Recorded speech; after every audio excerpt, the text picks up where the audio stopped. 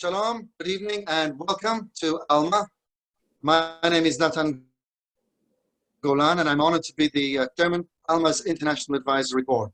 Thank you for joining us today from all around the world. It's exciting to connect with you. It really is. It inspires me to see thousands of views on our webinar over the past weeks. So thank you for helping our community of friends and supporters to continue to grow. As you may know, Alma is the leading Israeli think tank focusing on Israel's security challenges on her northern borders. And at this point, I want to emphasize that Alma is a completely independent and autonomous organization. We are a nonprofit, and all of our viewpoints, analysis, and comments are completely nonpartisan and impartial. During these uncertain and even crazy times when international travel and visiting Israel is not yet an option, these Alma webinars is our way to bring the Israel northern borders into your home. So our topic of discourse this evening is the special because this is the month that marks 20 years of the Israeli withdrawal from southern Lebanon. We're coming to you live from the Alma Center here in the Western Galilee of northern Israel, approximately 6 miles from the border with Lebanon, and about 40 miles from the border with Syria on the Golan Heights. Our current webinar series will focus on the IDF security belt in southern Lebanon between the years 1985 and 2000. And we'll share with you varied viewpoints and opinions on the implications of the Israeli withdrawal that took place on May 2000. In a moment, I will introduce our guests, but first, I just have a couple of admin points I'd like to make. First of all, you can ask questions during this webinar. If you're using Zoom, please post your questions in the Q&A section below. And if you're using Facebook, just write your questions in the comments section.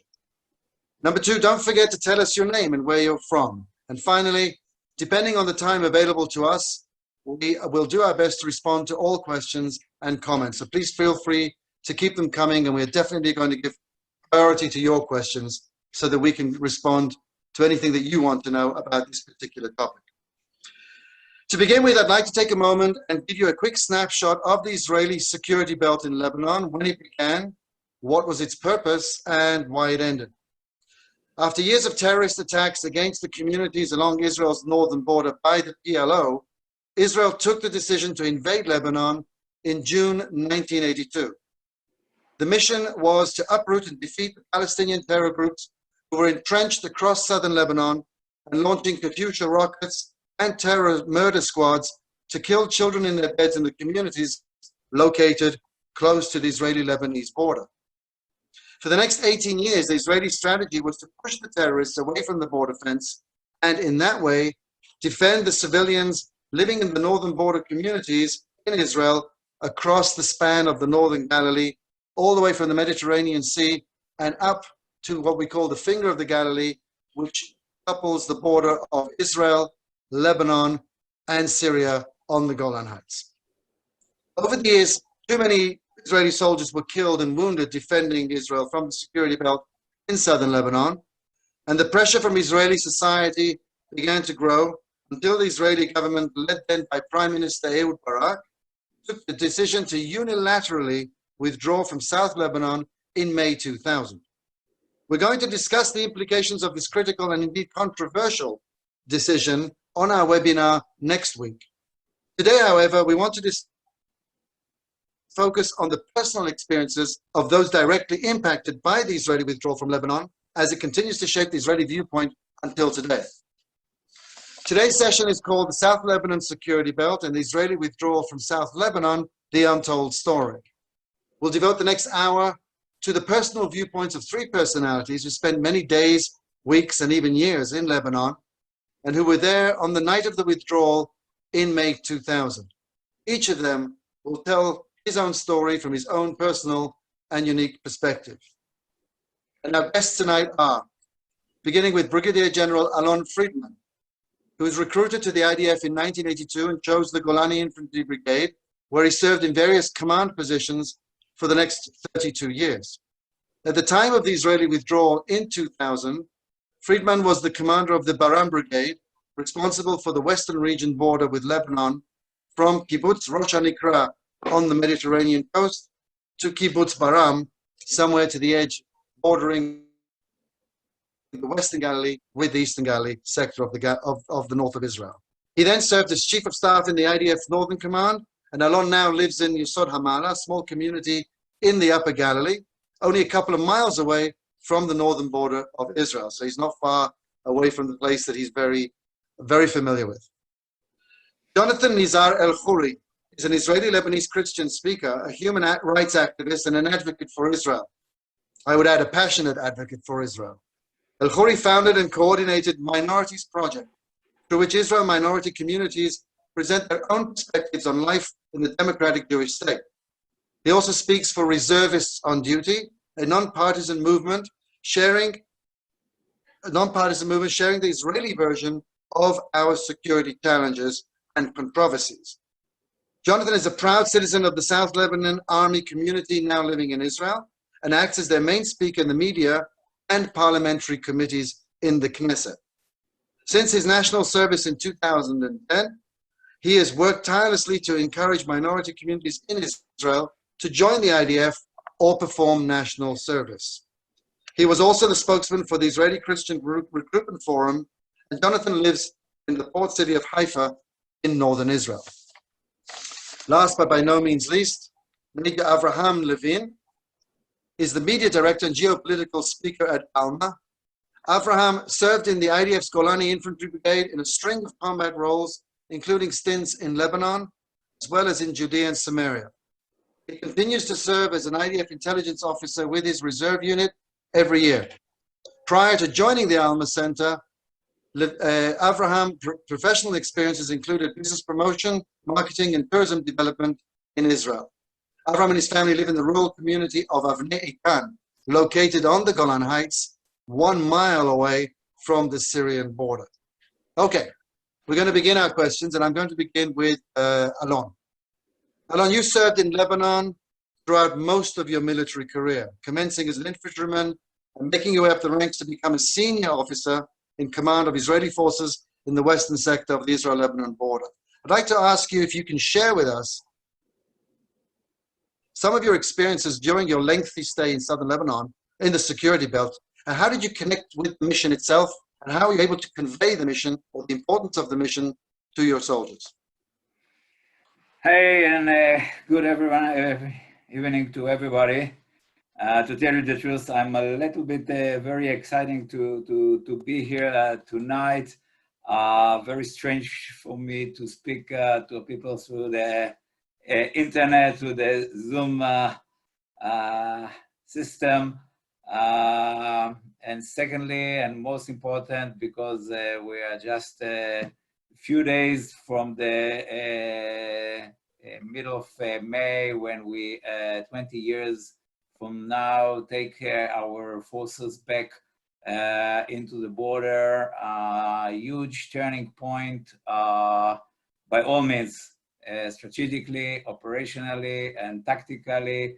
In the last few weeks, soldiers from all over speaking through the Facebook on their experience, and all their stories take me back 20 and 30 and almost 40 year backwards to the beginning of the story. To tell you the truth, I can say for me, Lebanon is almost, I would say, most of my life. I grew up as a young person in Tel Aviv, in Herzliya, in the middle of the state of Israel, while there was several of huge terrorist attack comes from the border with Lebanon into our villages in Israel. I would just mention Mizgavam and Avivim and Ma'alot. Each one of them suffer from different attack. A huge of civilians, Israeli civilians, injured and killed, young and old people. And to this time frame, I'm recruits into the military service, into Golani Brigade to become soldiers.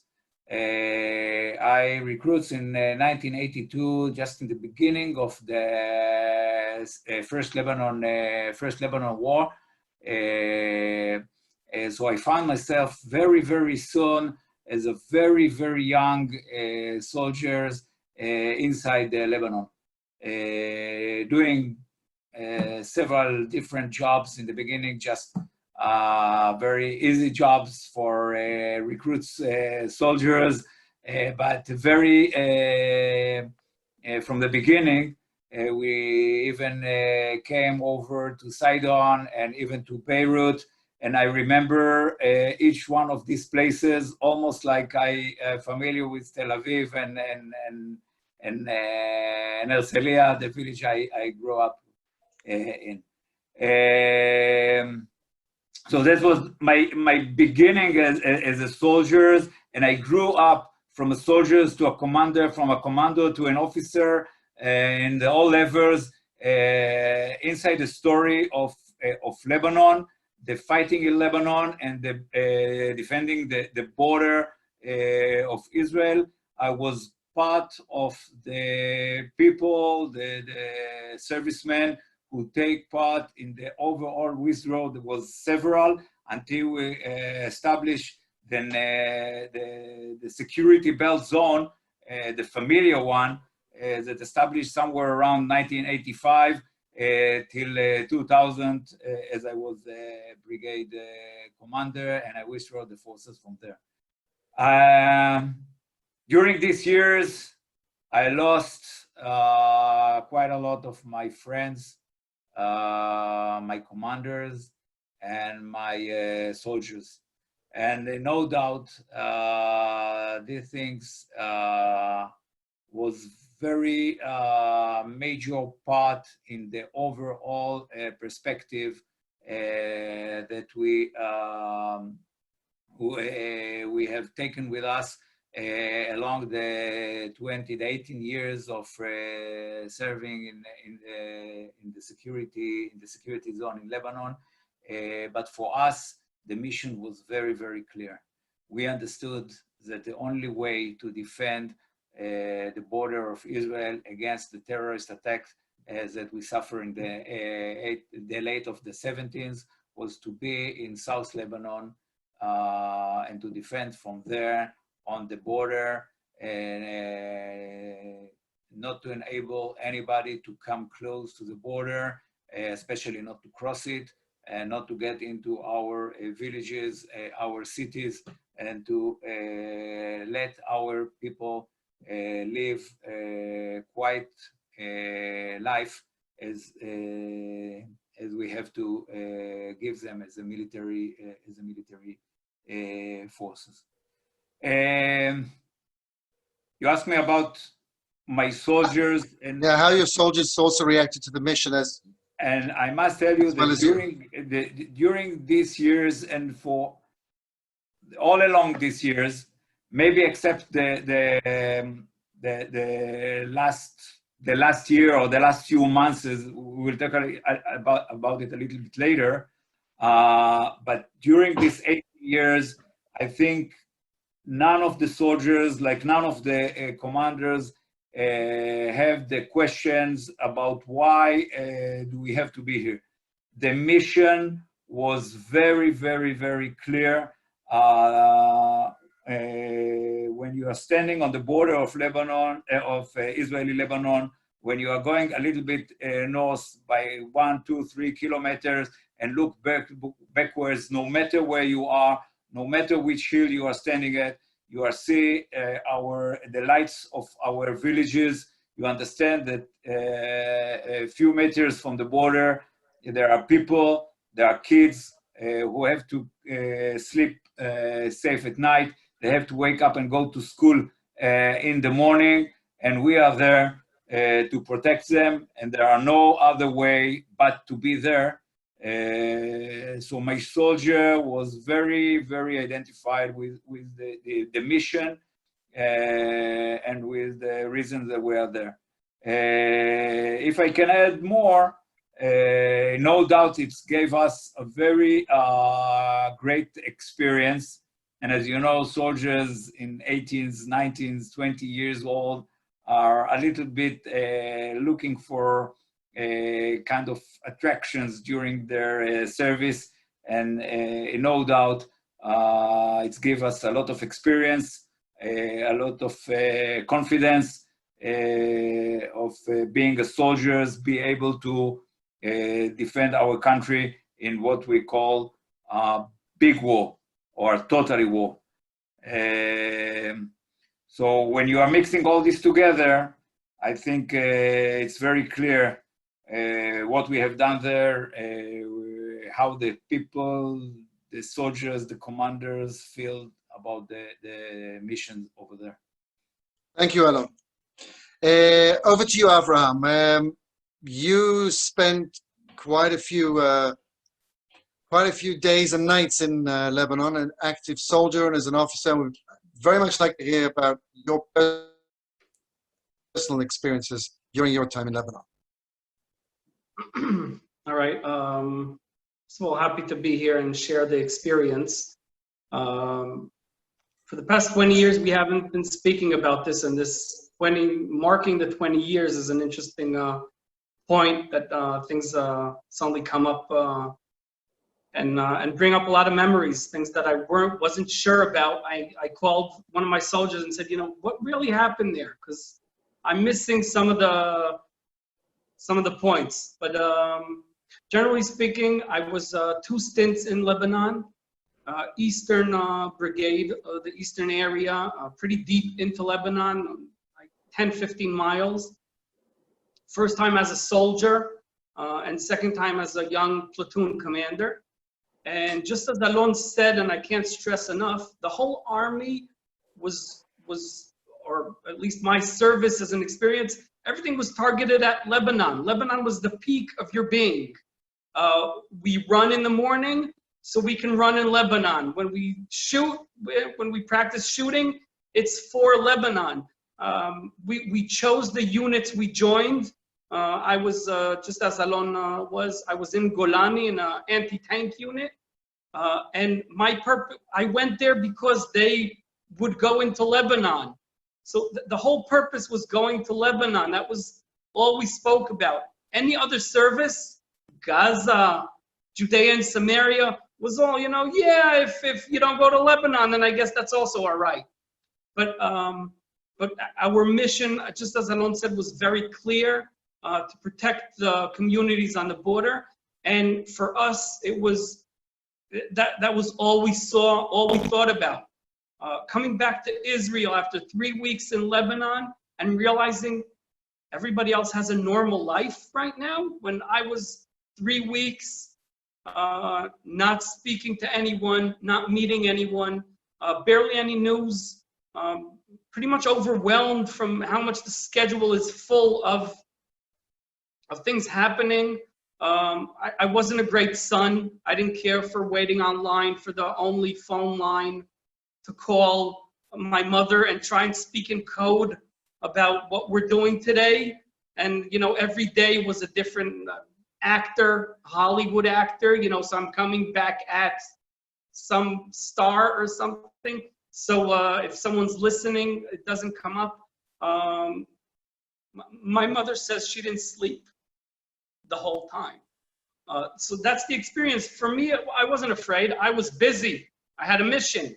I was in Lebanon fighting for Israel, and all the political questions, all of the strategy questions were completely over my pay grade, literally.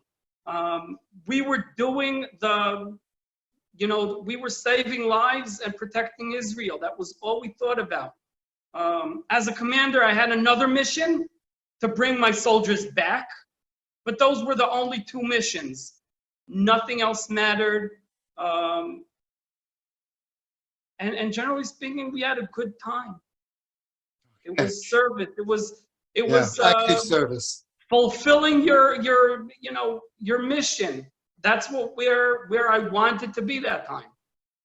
Thank you, Avraham. Well, what we have in common, Alon, Avraham, and I, is that we all served around that time, because most young soldiers in Israel did a stint in Lebanon.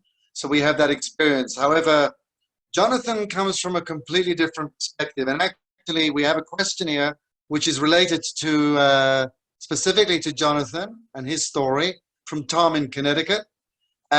He asks, during the time that Israel was in the security belt, what was the attitude of the local Lebanese population to the IDF presence? So I think there's no more fitting platform than to say to you, Jonathan, you know, you came from a family who were active in the South Lebanese army. They were defending their communities and defending Israel and fighting side by side with the IDF.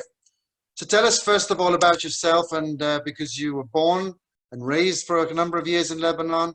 So tell us a little bit about that so people can understand also the context of how the local Lebanese population, or which segments of the local Lebanese population acted or reacted to the presence of the Israeli Defense Forces. Well, first of all, good evening to everyone. I'm really excited to be here and to be speaking about the connection that was made between the South Lebanon Army and the Israeli population and the IDF in general. To start with, as you said, my name is Jonathan Elkhoury. I come from a Christian family from a village in an area called Marjayoun in south of Lebanon. Our family, my last name basically means the priest, because we came from a long legacy of priests in our family, and that's how it works in the Middle East. We grew up in this small village where we grew up on this matter that we were fighting to protect our lives. The deep connection between Israel and the Christians in South Lebanon started even before the creation of the State of Israel and before the creation of the State of Lebanon as well. They were talking about making two nation states, one for the Jewish people and one for the Maronites in South Lebanon, not in South, in the mountains of Lebanon. And so they started this deep connection over there when they used to work together and they used to collaborate on certain levels. But when Israel declared its independence, Lebanon decided not to support that because they were afraid that they're going to be next if they will support the creation of Israel. So it led them into the Arab world's arm, where they all fought against the State of Israel eventually. But during the 60s and the 70s, when the PLO movement in Lebanon started to gather a lot of power, and they basically controlled the whole of South Lebanon. They used to call that area Fatah land because the Lebanese government was prevented from going there and making sure that everything is okay in that area. So basically the Lebanese government kind of gave up on the citizens that were living in south of Lebanon.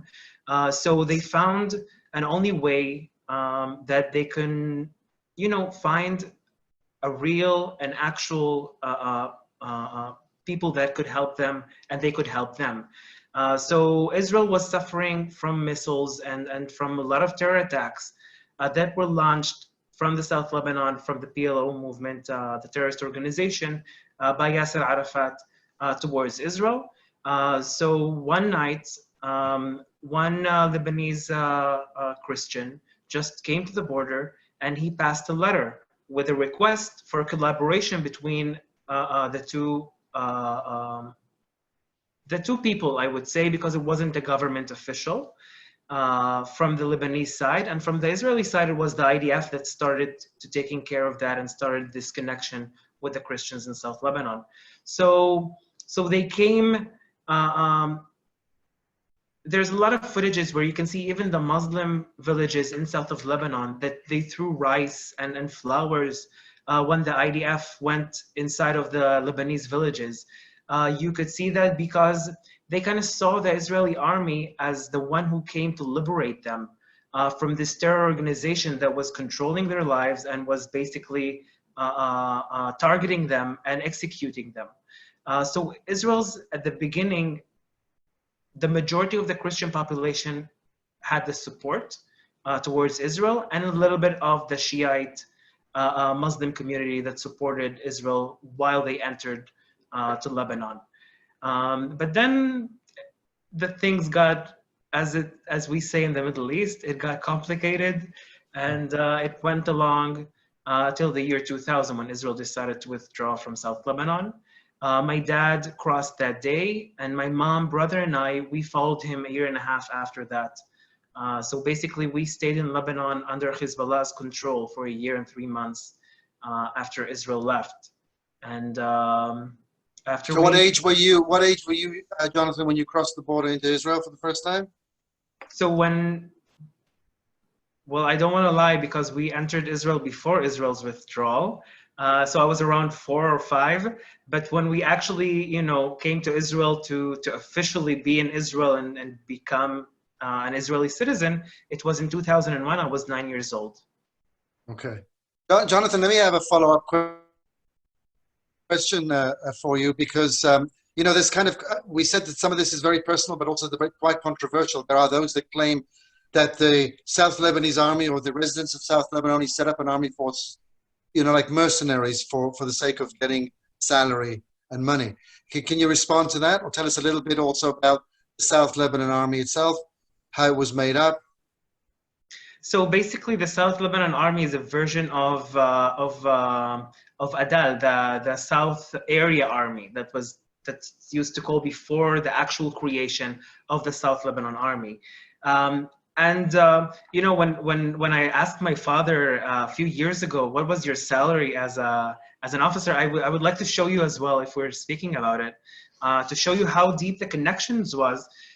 Is because the South Lebanon Army soldiers used to wear the IDF soldiers, and I have one picture that I would like to share. That's the only picture that we have still from my father, because when he fled from Lebanon the day of the withdrawal, we had to burn anything. So we burned all his uniforms, and we burned all his paperwork, and we burned all the photos basically that he had with his uniforms on, and we were left with only one photo. And wait, sorry for that. It's okay. If you're having trouble, you can always come back. We can always come back to it. Yeah, I think okay. Mine now, it's not working. But it was more of a deep connection that's actually connected to money, because when I asked my father a few years ago, he said that they got $100 a month. And what could help $100 for a family of 4 or 5 or 6 for a month, because usually only the men worked at that time. So there was no income except that $100 a month. And this is it. And it was more of a mutual understanding of fighting with each other in order to make way for a future that is a better future for both of the countries, for both of the people. Because eventually we wanted to live in peace. We wanted just to live our lives, to wake up in the morning, go to school or go to work, and then come back at night and, have a lovely night.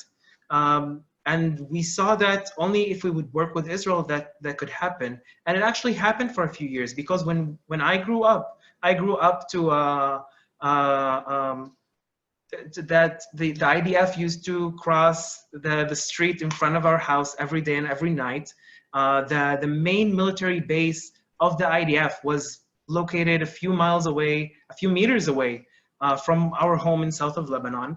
So we saw them as one of us, and I think that they saw us one of them, because the collaboration was on a daily basis, that they would go to missions together. They would help each other on the field, and eventually we hoped for peace. So whoever says that doesn't know actually what really went those days.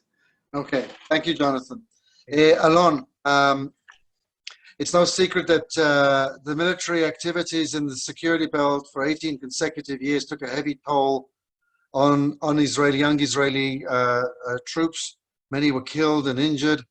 And in fact, that was, if you like, the main pressure point for the civilian movement that really pressured the government to reconsider the strategy of the Israeli security belt in southern Lebanon.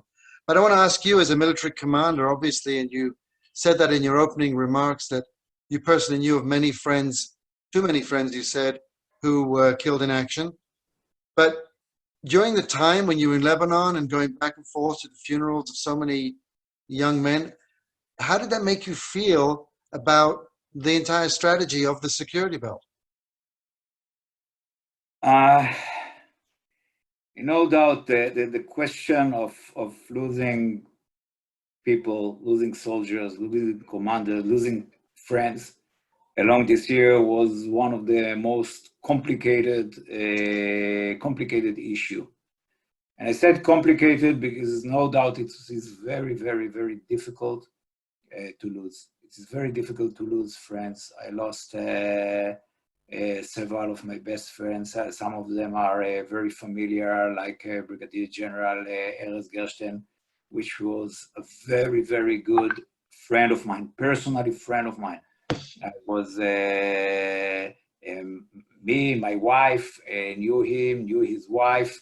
I was the one who encouraged him to get married. He was have his girlfriend for many, many, many years and didn't get married because he thought he had to serve in Lebanon and to spend his time there. And he thought that maybe family will interrupt his main mission. And I encouraged him to get married. And I was in when his first son, the only son, unfortunately, born, Hussein Ammar, a Druze officers that come to a very high rank of brigadier, lieutenant colonel, was a brigade battalion's commander, equivalent to me. And of course, a lot of soldiers, Sergeant Nadav was my soldiers and others. And in one hand, to lose such a kind of people, each one of them is a world, each one of them is something that will not grow up anymore, will not become a father. It's very difficult. And you take it personally into your heart, into your soul. On the other hand, Yeah. It's encourage you very, very much to keep on and to continue, because you know that they fall to defend our country, to defend our people, and somebody have to do the mission. And we are the one who have to do the mission, and which each one of them fell. We feel like they order us to keep on going, to keep doing what we are doing, to keep defend our country. This is a triangle between you, the soldier or the commander who fell, and his family back at home. Because each time you went to visit his family, in the ceremony in the beginning and later on, it's become something that you are doing as a routine. Every time you are going home, then every time of the date is fell, and in the Memorial Day, till today. On the Memorial Day, every year, I'm traveling along the country and visit each one of my soldiers and commanders that fell, more than 25, unfortunately, without my friends. Only the people that I was directly responsible to them. And to tell you the truth, the meeting with the family is something that empower you. I don't think I have the words to express what these meetings with the family, what they give you to keep and continue as part of the memorial of their sons that fell, to keep doing our so complicated and so difficult job. So, no doubt, it's Okay. complicated, but it's powerful, Yeah. very, very much. Yeah, thank you, Alon. Avraham, a question to you about what it was like to be actually in the field, as we would say, as a young soldier or an officer, when back home in Israel, the very presence of Israel in the security belt created a lot of controversy. I think you know that our presence in Israel, the pressure that came from a lot of civilian groups like the Four Mothers Group and others really were the tipping point to pressure the government into deciding on the unilateral withdrawal. As a soldier in the field at the time when this was all going on back home, how did that impact you and your soldiers? So it's an interesting point. I think, again, I'd split it up. As a soldier, I couldn't give, who cares? I was completely driven. I was doing exactly what I was sort of born to do. That's what you do there. So that time, so 99, a year in the Army, and nothing can change what I felt. I was honored. I was, very excited to go to Lebanon. A lot of adrenaline at the peaks. I think the change that's important to remember is that when about January 2000, when I went with my soldiers, realizing that some of the people left in Israel, are against us being there. What are you saying? I'm in the wrong spot? I'm taking soldiers to battle now. We might not all come back. I think for a 20-year-old to think, yeah, we're going there, we might get hurt or killed, and it's a questionable mission, I think that's something that you can't comprehend at the same time.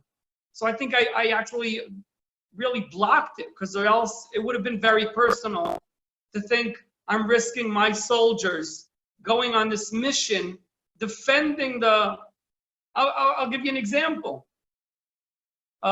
We just celebrated Independence Day a few weeks ago. The last Independence Day in Lebanon, I'm on a stakeout. And our view was looking south. And 10 miles away south is Israel. Not that we can tell from 10 miles away. There's some lights at night. And around 10, 11 o'clock at night, we're on a stakeout, camouflaged, middle of the night. And suddenly we see the fireworks from Metula and Kiryat Shmona. And it's a great feeling. You could say, what, were you sad you're missing all the rock concerts? No, I was proud. I'm the reason they can be at the concerts and shoot fireworks to the air and celebrate Independence Day, right? Because I'm here literally in the bush. Yeah. So I'm proud of where I am. And if I'm not proud, if I'm questioning that, then what am I doing here? I think that's too much. That's a bridge that I couldn't cross. So I think I actually blocked it out that time. No questions are allowed. Once you're in, you're in. You're all in. Okay. Thank you, Avraham. Question here from Steve from Northern Ireland, which actually is a great introduction to my next question to Jonathan. He asks, what happened to the SLA and families who didn't make it initially over the border to Israel? Were they allowed to move, or were they persecuted by Hezbollah? And the SLA, like yourselves and your family who are in Israel today, do you have any contact with family members who are still in Lebanon who were left behind? So Jonathan, it's a question for you. So a few days before the withdrawal, Hassan Nasrallah, the head of the terror organization Hezbollah, made a speech. And there he said that the South Lebanon Army soldiers and families have three options. One is to flee with the enemies to their country. Two is to surrender to authorities. Or three, they're going to be butchered while hugging their own mother. That was basically Hassan Nasrallah's threat. Eventually what led, in my opinion, to the chaos that happened in the day of the withdrawal. So whoever crossed the border to Israel, we were here eventually living in a safe place. We are Israeli citizens. We have our full rights. We still have some issues that we need to solve with the government, but this is, this is stuff for internal governmental stuff. But the issue is that many of those who came to Israel at the beginning in May 2000 left in the first year of their arrival. For example, 8,000 people crossed the border on May 2000. And today we have only about 3,000 people who stayed in Israel. We're talking about 680 families who served in the South Lebanon Army. And those who stayed in Lebanon, a lot of them till today are still in prison. Many of them were tortured, depending on their ranks and depending on how much actually their family is connected to the government or connected to other officials, that they can actually, bribe them under the table and them kind of sweeten up their stay in prison. But I know that of today, actually in a few days, there's one member of the South Lebanon Army that is supposed to get released in Lebanon, that he's still in prison till today, from 19 years ago. And many of them weren't able to get any jobs. So they're kind of living in exile in their own villages. That's how I see it. That's how many of them see it as well. So they have their family who supports them. And today they are still facing a lot of trouble from Hezbollah or from the Lebanese authorities. That's why, for example, my family, we never connect with our family in Lebanon, because we know that it might put them in danger, that they are being surveilled, they're being under surveillance, and that basically we don't want anything to harm them. So we kind of not do that, and we have some relatives abroad that we connect to make sure that they're okay, and that's how we make the connection today. So this is basically it. Okay. I'd like to now ask all three of you to reflect on the day in May 2000, whether you were on active duty or not. What your feelings were on that day. I mean, Alon, you were in active service on that day. Tell me about what you were going through on that day and the feelings that you had when you crossed the gate into Israel from Lebanon for the last time. Alon. First of all, the withdrawal from Lebanon for us as commanders, especially the high level of commanders, started some few months earlier when Ehud Barak elected to become the Prime Minister of Israel, and we understand that his declarations before will come true, if I can say it like this, and we have to prepare ourselves. So for quite several months, under the radar, we prepare ourselves for that day. That we didn't knew exactly what is the time on the calendar that we have to withdraw officially. And on the 22nd of May 2000, I was almost in my last, not almost, it was my last officially day as commander of this brigade. I always started my transfer of the job to my colleagues, Rofe. My family was preparing for coming over. Sorry, I have to drink. Sorry. My family was preparing to come to the ceremony of the end of my job. On that same day, Ehud Barak have a civilian ceremony not far from us in Park Goren, and he came to the area, and I have with my soldier to prepare this ceremony. Sorry. It's okay. I don't know what's happened to me. The allergy season. We Anyhow, sort of, hope now it will be better.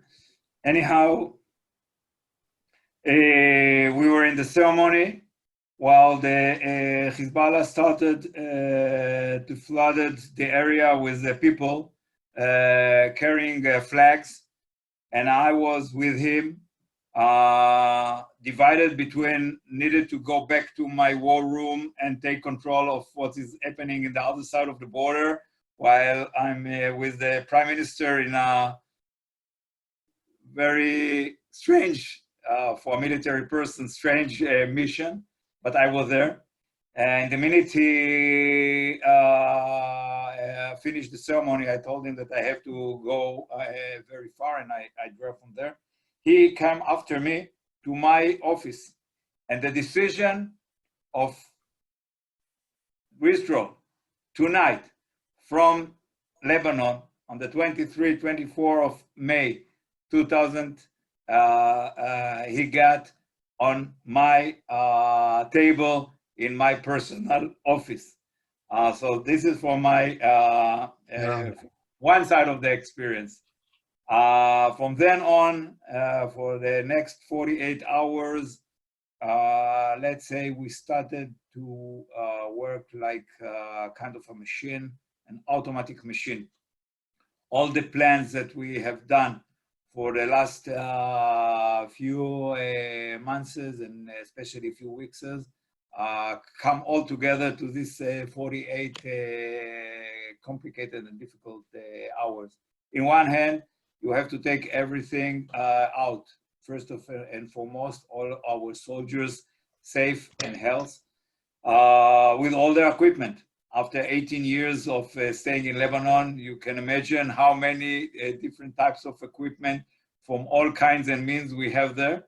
Yes, part of them we took a little bit before, but the major things were still in our points in Lebanon, and we have to leave the points clear and to destroy and to bomb all our facilities that cannot be taken back into the Israeli side. So that's in one hand. In the second hand, I knew that tomorrow morning there will not be any Israeli soldiers and not SLA, not our partners, from the other side of the border. So from tomorrow morning, I have to deploy my forces and to defend the border of Israel, to defend the villages in a very different way. The same way as 18 years before, when we came into Lebanon, where I was soldiers, we thought that is not a useful way to defend. And this is very, very mentalic challenge to get the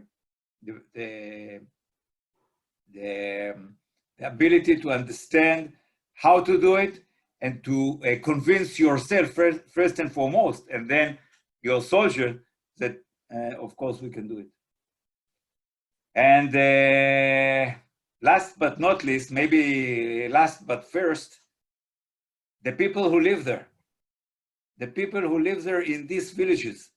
They were there from now 72 years. They were there when we built our country. Several of the settlements there was built even before, like Hanita and Misgavam were there before the Israeli state established. And now I have to come and to look on the people's eyes, these kids, these old people, these young people, and to tell them, don't worry, yes, we defend the Israeli for the last 18 years from the northern part of the border. We know exactly what we need to do. Be safe, be sure. We will do the same mission, maybe even better from the southern part of the border. And it is very, very difficult to convince them. they all grow up with the memorials of what happens in the late of the 70s. There's something that you cannot rise up. And you as a commanders, in a bit of very high rank commanders, the regional commanders, the one who gave them the feeling, the safe feeling in the last 2 years now, look at them and have to give them. And all this together mix up in between your head and your mission. And that's 48 hours, and where your heart, and it's very, very, very challenging. And I must say we have done it very well, and I think the result is very good. But that's for another. That's for another session. Thank you, Alon. If I could ask Avraham and Jonathan in turn to be a little more brief. Avraham, your impressions of that day in May 2000? Well, first of all, just to contrast Alon, we had no idea this is happening. So we knew it will happen eventually, and we knew that probably these are the last few months. But when we went up the last time, the convoy to Aishiyeh, this post in Lebanon, we didn't know it's the last time we're there. Moreover, we were on a mission. We were on another stakeout, 3 days. And the second night, my company commander asks me from the post, says, how long will it take you? This is about midnight or so. And he says, how long will it take you to get back to the post? And I said, well, it's about, 11:30, and sunrise is 4:30. I can make it by 3:30, 4 o'clock. We're safe. If you tell me to leave now, I'll make it by sunrise, because all movements were all in the dark. And he says, if in an hour and a half you're here, you're on a convoy to Israel, you're going home. I said, no problem, I'll make it. And we literally, just calculating, getting all the equipment, heavy equipment together, not leaving anything behind, not completely comprehensive about who cares what we leave behind, because it's the last time we'll ever be there. So not that important anymore, but literally running back to the post. And we were using trucks for the convoys, armored trucks.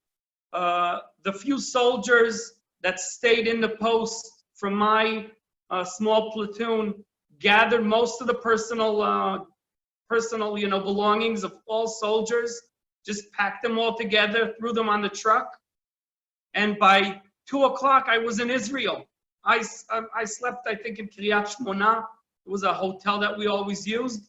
And that morning, I got a phone call. IDF left Lebanon, get back to the base.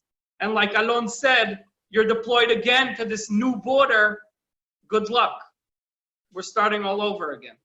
So that was my experience. Still looking from some of the stuff that we left there behind that we didn't manage to gather together. Thank you, Avraham. Jonathan, obviously as somebody from a different perspective on that day, if you can share with us how you and your family, what exactly happened very briefly, that would be great. Yeah, well, the only thing that I remember as a kid, that was a huge chaos. That's like the first thing when I remember that day. That's the first image that comes to my mind. The line of cars that were driving by and even standing in traffic, because for the first few hours the border was still closed and they didn't let them go in. So they were standing there. A lot of people came to our home. I think my mom made 3 to 4 kilo of coffee that day, of how many people came to ask my father what to do, whether they should stay in Lebanon or leave to Israel. They were his soldiers or even his colleagues that were really shocked, because we started hearing that Hezbollah is starting to control the areas that the IDF already left, and few of the bases of the South Lebanon Army evacuated as well, and they started to take over these bases as well. So we woke up, I think, around 5 or maybe 6 a.m. in the morning, and my dad always tried to move us to the back of the house so we wouldn't see all that chaos. But you know, kids, so we always like went along and we tried to see what happened or even to figure out. And I remember that around 4, maybe 5 p.m. in the evening, there was no traffic anymore. It started to, sunset started. And then my dad suddenly rushed to the house, took the bag that my mom prepared for him from the beginning of the day because he didn't decide whether he's going to leave or not. And he just started rushing out of the house. And my mom yelled at him from the kitchen, like, you're not even going to say goodbye before you leave? And then he came back for a few seconds, said goodbye to me and my brother and mother, and he just left back to the border. He was one of the last soldiers from the South Lebanon Army to cross the border that day. And I will never forget that night. It was a really strange night. The majority of the houses in South Lebanon that had a family who stayed there, we all had like a bonfire that we threw everything there to just burn everything.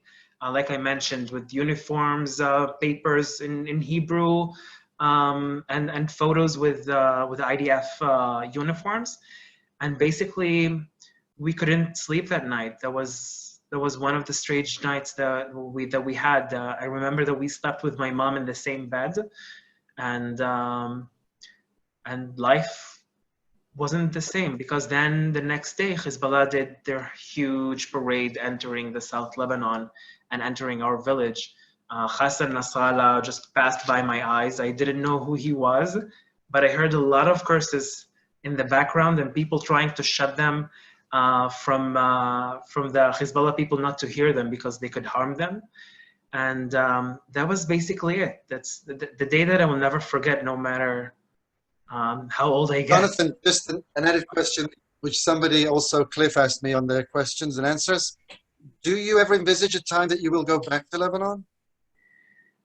When we talk about maybe having peace between Israel and Lebanon, hopefully one day, we talk about going to visit. I see myself as a full Israeli citizen. My life is here.